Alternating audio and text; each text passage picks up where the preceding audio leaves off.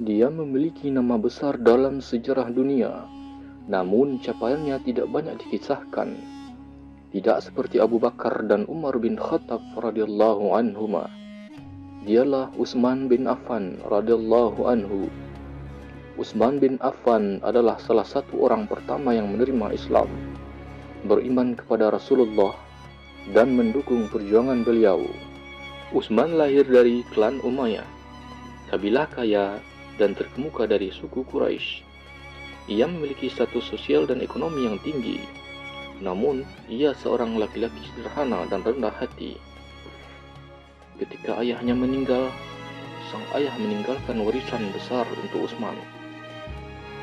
Ia diwariskan bisnis keluarga dan bisnisnya terus berkembang, sehingga ia menjadi salah seorang terkaya di kota Mekah. Utsman bin Affan terkenal dengan sifat malu dan kemurahan hati yang tak berujung. Diriwayatkan bahwa Rasulullah saat berbaring di rumahnya, sementara bagian kaki beliau terlihat. Saat itu Abu Bakar meminta izin untuk masuk. Beliau mengizinkannya dan berbicara dengannya. Kemudian Umar bin Khattab meminta izin untuk masuk.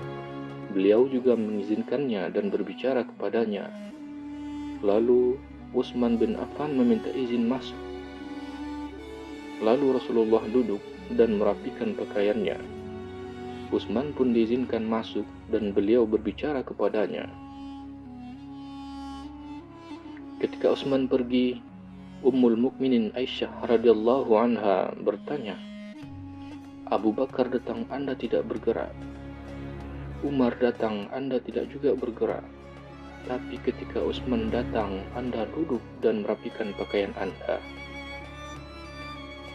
Rasulullah menjawab, "Apakah aku tidak merasa malu dengan seorang laki-laki yang para malaikat saja merasa malu kepadanya?" Hadis Sahih Muslim. Betapa agung dan terhormat laki-laki ini. Bahkan para malaikat surga pun menaruh penghormatan khusus kepadanya. Kemurahan hati dan kedermawanannya terus tiada henti. Ia merasa bahagia menghabiskan sejumlah besar kekayaannya untuk membantu umat Islam. Tak berapa lama setelah kaum muslimin hijrah ke Madinah, mereka mengalami kesulitan air dan mereka sangat membutuhkan sumber air minum. Sementara itu, hanya ada satu sumur di sekitar mereka. Sumur itu dimiliki oleh seorang pria Yahudi. Namun si Yahudi menjual air kepada kaum muslimin dengan harga yang begitu tinggi. Kondisi hidup pun kian sulit. Rasulullah memotivasi para sahabatnya, siapa yang dapat membeli sumur milik si Yahudi, kemudian mendermakannya untuk kaum muslimin. Imbalannya adalah sebuah rumah di surga. Utsman bin Affan yang pertama maju. Dia mendekati si Yahudi, mencoba membeli sumur. Awalnya Yahudi itu menolak tawaran Utsman. Kemudian Utsman menawarkan membeli setengahnya. Satu hari menjadi milik Utsman dan hari berikutnya menjadi milik si Yahudi. Begitu seterusnya. Yahudi itu pun menerima tawaran Utsman. Pada hari giliran Utsman, ia memberikan air gratis untuk semua orang.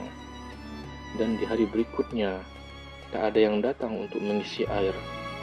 Sumur itu pun tak menghasilkan uang lagi untuk laki-laki Yahudi itu.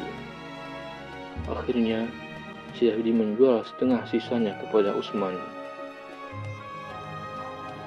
Capaian Utsman bin Affan dalam masa pemerintahannya tentu tidak bisa diringkas ceritanya, tapi setidaknya kita tahu sebagian dari jasa besarnya. Di masanya, Islam tersebar ke barat hingga wilayah Maroko, ke timur hingga ke Afghanistan, dan ke utara hingga sampai ke Armenia dan Azerbaijan.